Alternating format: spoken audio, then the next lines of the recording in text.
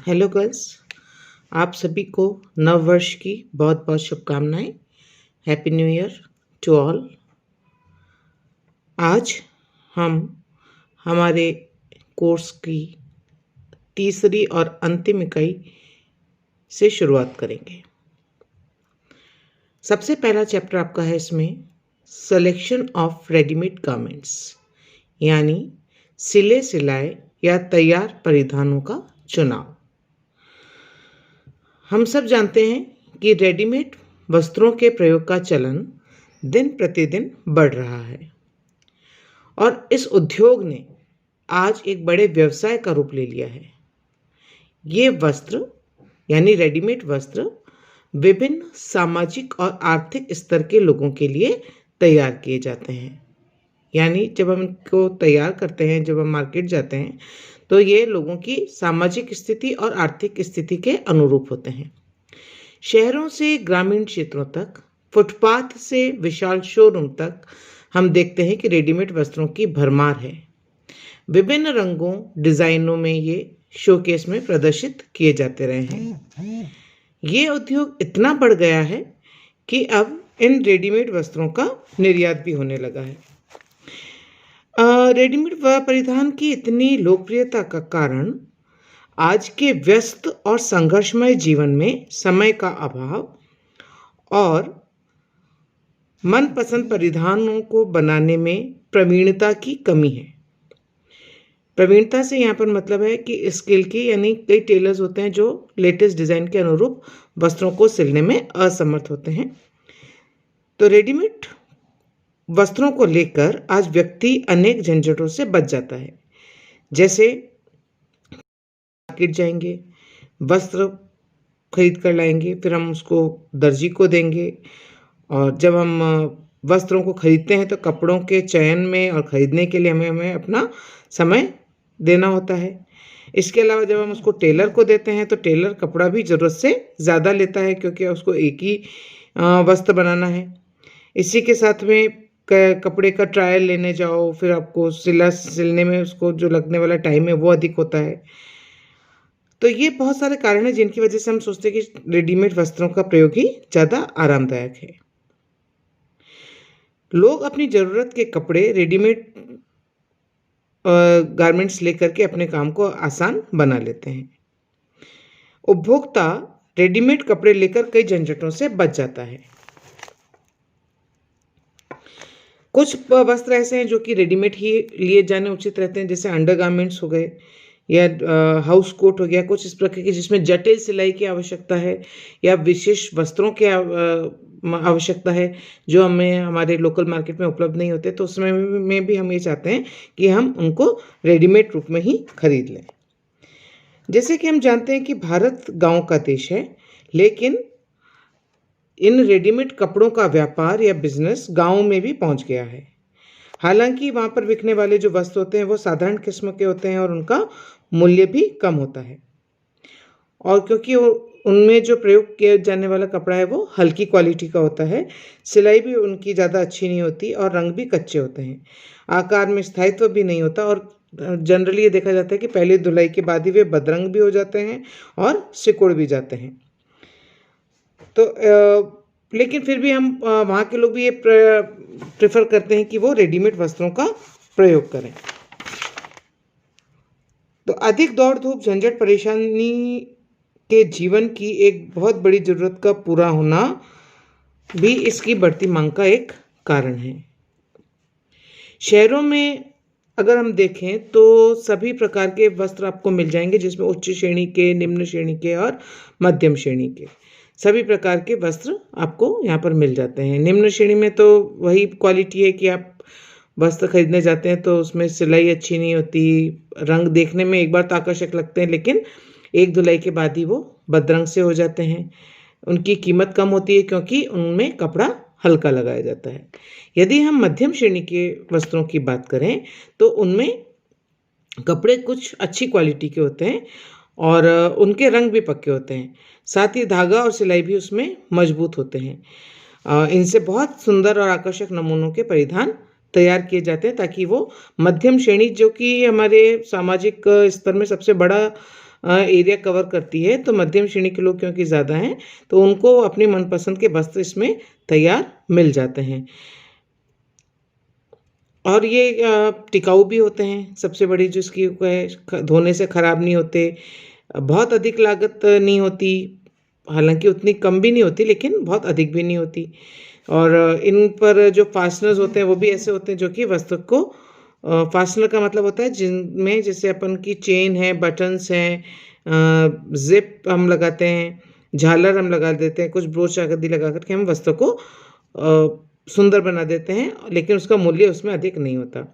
और जब हम उच्च श्रेणी के लोगों की बात करते हैं, उच्च आय वर्ग की बात करते हैं, तो उन लोगों के वस्त्र में बहुत ही बढ़िया किस्म उसमें क्वालिटी मेंटेन करनी होती है। तो जैसे आप लोगों ने बहुत से कंपनियों के नाम सुने होंगे जिनके वस्त्र आपको मार्केट में देखने को मिल जाएंगे, और इसमें कई विदेशी कंपनियों ने भी अपना निवेश कर रखा है। तो जेंट्स किस्म अगर आप लेने को जाएंगे तो आपको पीटर इंग्लैंड है, पार्क एवेन्यू है, वेन्यूसन है, कलर्स है, बहुत सारी आपको कंपनियां मिल जाएंगी। इसी प्रकार से लेडीज़ की इसमें आप जाएंगे तो ब्रांडेड जिनको हम कहते हैं, ब्रांडेड वस्त्र जिनको हम कहते हैं, वो सारे आपके रेडीमेड वस्त्रों में आते हैं। तो जैसे बीबा का है, इसके अंदर आपका अपना जयपुरी है, एक कंपनी का नाम है। तो बहुत सारी ऐसी कंपनियां जो अपने ब्रांड का पैसा लेती हैं। तो हालांकि उनके वस्त्र भी बहुत अच्छे होते हैं, उच्च क्वालिटी के होते हैं, उनकी सिलाई बहुत अच्छी होती है, उनके वस्त्र अपना आकार नहीं खोते, उनके उनमें रंग पक्के होते हैं, और उनको बार बार प्रयोग करने पर भी वो ख़राब नहीं होते। तो बहुत सारे ऐसे कारण हैं जिसकी वजह से उनकी रेट बढ़ जाती है। कुछ वो ब्रांड का पैसा भी लेते हैं क्योंकि उसमें उनको उस तरह से भुगतान करना होता है। तो वो रेडीमेड वस्त्र उच्च श्रेणी के, उच्च आय वर्ग के लोग उसको प्रयोग करते हैं। तो जब हम किसी भी वस्त्र का चुनाव करते हैं तो उसमें मूल्य, सुंदरता, उपयोगिता, उसमें कितना आराम मिल रहा है यानी आरामदायकता, बाह्य स्वरूप, टिकाऊपन, सेवा क्षमता आदि देखना जरूरी है। इसी प्रकार से इन सब बातों को रेडीमेड कपड़ों में भी देखना अनिवार्य है। इसके अलावा रेडीमेड परिधान जो हैं वो सिले सिलाए तैयार मिलते हैं, अतः पहनने वालों के लिए उनकी उपयुक्तता की जांच करना सबसे अधिक जरूरी बात है। कितना भी सुंदर परिधान चुन लिया जाए, परंतु संभव है कि जिस पर्पस के लिए खरीदा जा रहा है उस पर वो, या जिस व्यक्ति के लिए खरीदा जा रहा है वो उस पर सूट ना करे, यानी उसके अनुकूल नहीं हो, उसकी बॉडी फिगर के अनुकूल नहीं हो सकता है, उसके रंग के अनुकूल नहीं हो सकता है, उसके पर्पस के अनुकूल नहीं हो सकता है। इसके लिए ज़रूरी है कि जब हम इन सब बातों से आश्वस्त हो जाएं कि वो उस व्यक्ति के लिए जिसके लिए हम परिधान को खरीद रहे हैं वो सब बातें उसके अंदर उपलब्ध हैं कि नहीं। तो रेडीमेड वस्त्रों में अन्य वस्त्रों की तरह फिट और सूट देखना बहुत ज़रूरी है, यानी वो फिटिंग में भी सही होना चाहिए और उस व्यक्ति विशेष पर सूट भी करना चाहिए। परिधान पहनकर, चलकर, खड़े होकर, बैठकर, झुककर देखना चाहिए कि कहीं खिंचाव, तनाव या कसाव तो नहीं हो रहा है, यानी कि जो भी परिधान हम खरीद रहे हैं वो आरामदायक है कि नहीं। तो रेडीमेड कपड़े का चुनाव करते समय पहले अपने मन में यह दृढ़ निश्चय करना जरूरी है कि परिधान किस प्रयोजन के लिए खरीदा जा रहा है। ठीक है। इसके अलावा अगर हम उसको डेली वेयर के जो वस्त्र लेते हैं, जो जिसको हम कहते हैं वॉश एंड वेयर, तो उन्हें किस पर्पज से लिया जा रहा है ये देखना बहुत आवश्यक है। किसी विशेष अवसर पर पहनने वाले वस्त्र, जैसे शादी ब्याह या उत्सव में पहनने के लिए जो हम वस्त्र लेते हैं वो आपके रोज पहनने वाले कपड़ों से कुछ अलग होते हैं। तो रोज पहनने वाले कपड़ों में क्या देखना जरूरी है? मजबूती देखना जरूरी है। जबकि विशेष अवसर के जो परिधान है उनमें सौंदर्यात्मक पक्ष यानी ब्यूटी पर बल देना जरूरी है। परिधान का मुख्य रंग धारण करने वाले पर सूट करना जरूरी है, यानी कि हर चीज, रंग, आकार, आकृति, नमूना सभी पहनने वाले व्यक्तित्व से मेल खाने वाला होने से परिधान का प्रयोग लंबे समय तक किया जा सकता है और परिधान धारण करने वाले के व्यक्तित्व को निखारने और उन्नत करने में भी मदद करता है। इसके साथ साथ खरीदने के पहले व्यक्ति को अपनी आर्थिक शक्ति पर भी दृष्टिपात करना जरूरी है कि जैसे, क्योंकि हम उसमें इतना पैसा लगाना चाहते हैं, यह निश्चित हो जाने पर हम उसी रेंज के कपड़ों को देखना चाहिए। क्योंकि अगर ऐसा नहीं होगा तो अगर जैसे आप लेकर के तो जा रहे हैं 1000 रुपये, किसी वस्त्र को खरीदने के लिए, और जब हम मार्केट में जाते हैं तो हम कहते हैं कि भाई आप तो दिखाइए। अगर उसने आपको 2000-3000 का अगर वस्त्र दिखा दिया और वो आपको पसंद आ गया, तो ऐसे में आप असमंजस में पड़ सकते हैं कि अब हम कैसे इसको खरीदें, और समटाइम्स हमको डिससेटिस्फैक्शन भी होता है और हमको कन्फ्यूजन भी होने लगता है। तो हमको ये पहले से तय करके जाना चाहिए और उसी रेंज में कपड़े दिखाने के लिए दुकानदार को कहना चाहिए। तो परिधान किस किस किस्म के कपड़े से बना है, उसका रंग कैसा है, कच्चा या पक्का, सिकुड़ेगा या नहीं, सिलाई कैसी है, यह वस्त्र मजबूत है या कमजोर है, कैसा धागा प्रयोग किया गया है, कपड़े का बाह्य स्वरूप कैसा है, आकार में स्थायित्व है कि नहीं, और उसको यदि हम ऑल्टर करा करके उसको ढीला करवाना चाहते हैं तो उसकी गुंजाइश है कि नहीं, साधारण परिवर्तन उसमें लाए जा सकते हैं कि नहीं, फिटिंग हमको देखनी होगी। इसके अलावा वो आधुनिक शैली का है कि नहीं, और फैशन में या प्रचलन में है कि नहीं, आदि बहुत सारी बातें जिन पर हमको सोचना जरूरी है। तो जब भी हम वस्त्र खरीदने जाते हैं तो इन्हीं के आधार पर हम रेडीमेड कपड़ों की परख करते हैं और तभी हमारा उनका उचित चुनाव संभव है। तो यहाँ पर हमको बात करनी है कि हम किन रेडीमेड वस्त्रों के चयन का आधार क्या है, क्योंकि ये तो हमारे सामने क्लियर है कि हम जब रेडीमेड वस्त्र खरीदने जाते हैं तो रेडीमेड वस्त्र ही खरीदना हम प्रेफर करते हैं, क्योंकि एक तो आजकल सिलाई भी इतनी महंगी हो गई कि कपड़े खरीद करके लाना और फिर सिलवाना, और इनके बीच में जो बहुत सारी गतिविधियां हैं कि बाज़ार जाना, कपड़े का सिलेक्शन करना, रंगों का पसंद आना, फिर आपकी डिज़ाइन आपके लिए चयन करना, इस तरह से बहुत सारी चीज़ें ऐसी है जिसमें हमको बहुत सारा समय और शक्ति लगाने की आवश्यकता है, जो कि आज किसी व्यक्ति के पास में नहीं है। तो हम कोशिश यही करते हैं कि हमको रेडीमेड गारमेंट में ही हमारी सारी आवश्यकताओं की पूर्ति हो जाए। लेकिन कुछ पॉइंट्स हैं या जो हम कह सकते हैं कि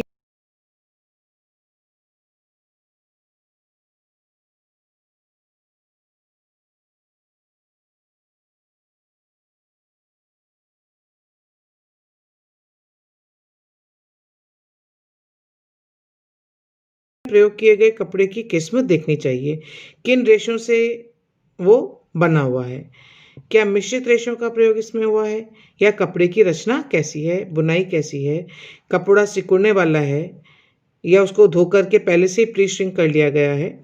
इसके अलावा कि सघन कपड़े जैसे हम ये जानते हैं कि जिस वस्त्र की रचना सघन होती है वही वस्त्र ज़्यादा अच्छे होते हैं, टिकाऊ होते हैं, तो हमें उन वस्त्रों का चयन करना चाहिए।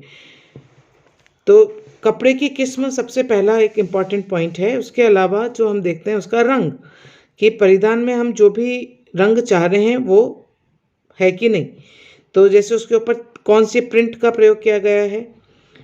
तो कई बार ऐसा होता है कि उस पर जो प्रिंट की जाती है वो एक धुलाई में उतर जाती है, तो वो बड़ा बदरंग सा और बेजान सा दिखने लगता है।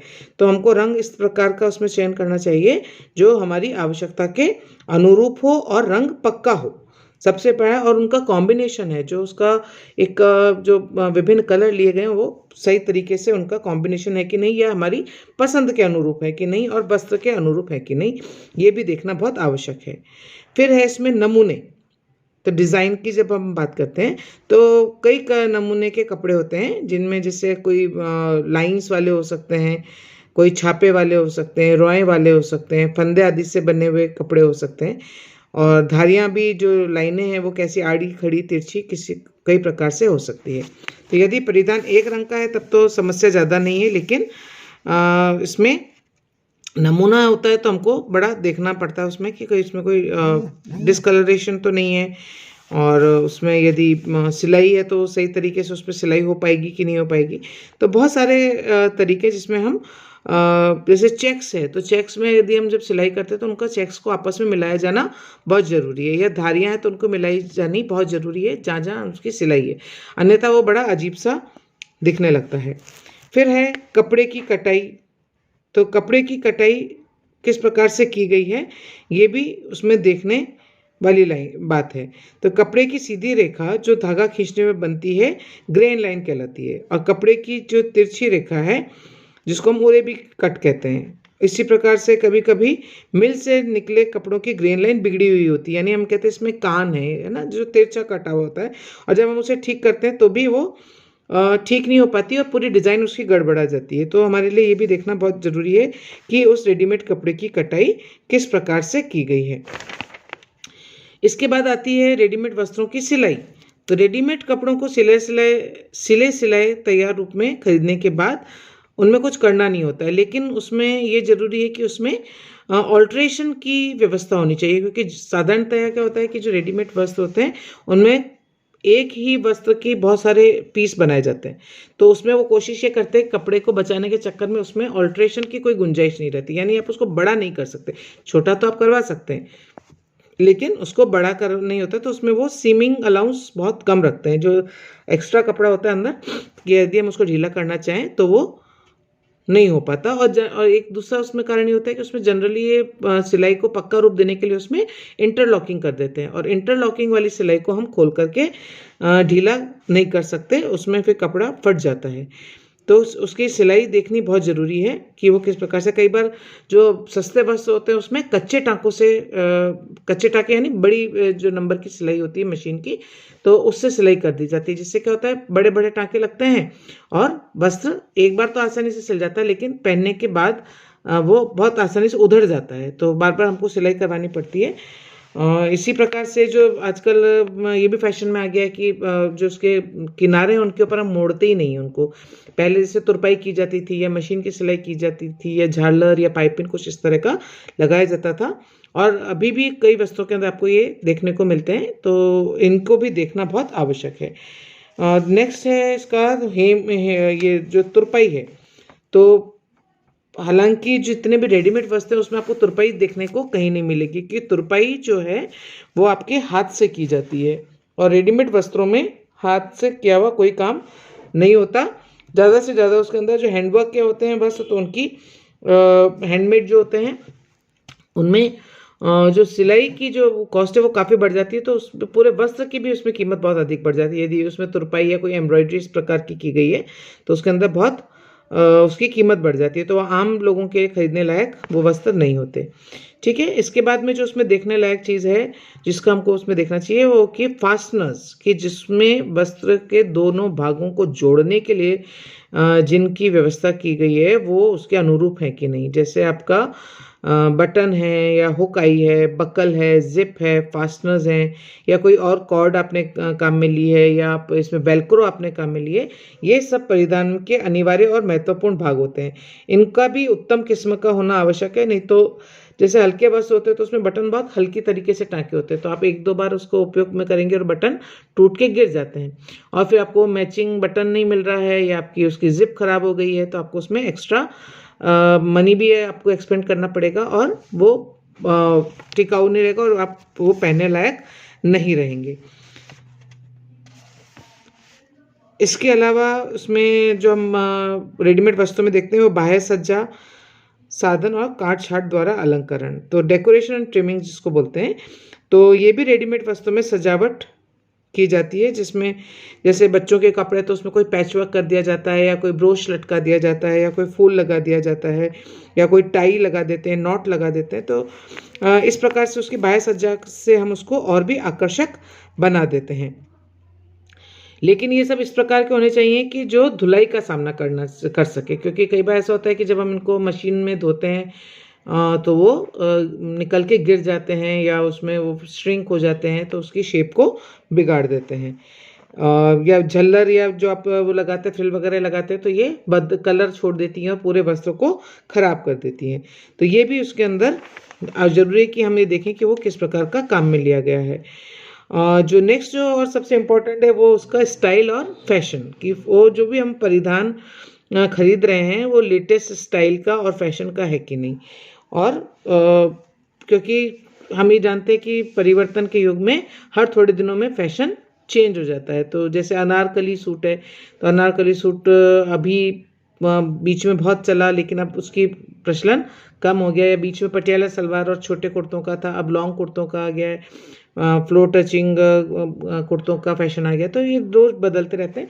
तो ये भी ज़रूरी है कि हम जब भी हम खरीदने जाएं तो उनको देखें कि वो हमारे स्टाइल और नई फैशन के है कि नहीं, और हमारे आर्थिक रूप से भी हमारे उसमें बजट में आ रहे हैं कि नहीं, राइट। और सबसे इम्पॉर्टेंट जो इसमें वो फैक्टर है वो है आपका आरामदायक। तो वस्त्रों को आरामदायक होना बहुत आवश्यक है। यानी आप बहुत कसे हुए वस्त्र पहन लेंगे तो भी आपके शरीर का आकार बहुत अजीब सा लगेगा और आपको कंफर्टेबल भी नहीं लगेगा चलने बैठने उठने में। और अगर बहुत ढीला है तो भी वो अजीब सा लगेगा और वह व्यक्ति के शरीर का आकार ही उसमें अजीब सा दिखने लगेगा। तो आप अगर गला बड़ा है या आस्तीन ढीली है तो वो व्यक्ति के व्यक्तित्व को बिगाड़ के रख देगा। तो ये और उसका आरामदायक होना बहुत ज़रूरी है।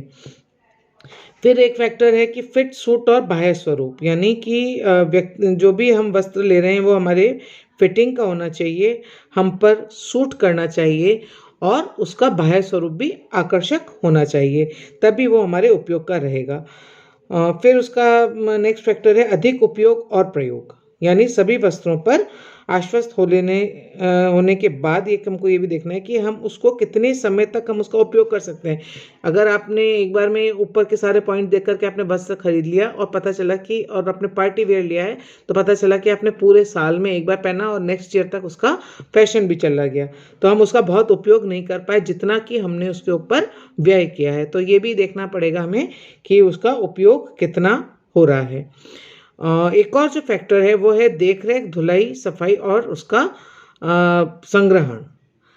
तो क्योंकि जब हम रेडीमेड वस्त्र लेकर के आते हैं तो उनमें कई बार उसमें जैसे कई बार इंस्ट्रक्शंस लिखे हुए होते हैं कि आपका रेडीमेड जो वस्त्र है उसके पहली बार में आप उसको ड्राई क्लीन कराएं। और हम सब जानते हैं कि ड्राई क्लीन जो है वो काफ़ी व्यय साध्य है, बहुत महंगा एक प्रक्रिया है जिसमें वस्त्र की चमक तो बनी रहती है लेकिन व्यक्ति के जेब की चमक उसमें कम हो जाती है ना।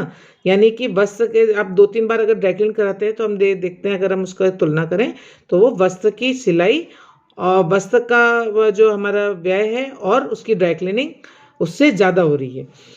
तो ड्राई क्लीनिंग पे किया गया व्यय उससे ज़्यादा है, तो हमें ये भी देखना है। और उसकी बहुत ज़्यादा देख रेख अगर करनी कि हर बार हमको ड्राई क्लीन करना है, उसको हमको हर बार पलट के रखना है, हमको उसकी धुलाई सफाई के लिए विशेष अपमार्जक का या शोधक पदार्थों का उपयोग करना है।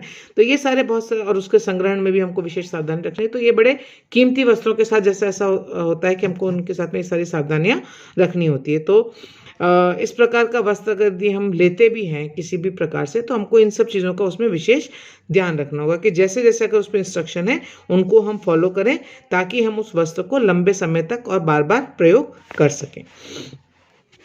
फिर एक होता है फ्री साइज परिधान। तो फ्री साइज परिधान जो है वो रेडीमेड वस्त्रों में मिलते हैं आपको सिंथेटिक फाइबर से बने हुए जो वस्त्र होते हैं जिनमें बड़ा या छोटा होने की कोई आशंका नहीं रहती और ये थर्मोप्लास्टिक होते हैं और स्ट्रेच और टेक्सचर्ड यार्न से इन्हें बनाया जाता है और इनकी देखरेख बहुत सहज है। लेकिन जैसे हम उनको प्रेस वगैरह करते हैं तो वो लूज हो जाते हैं।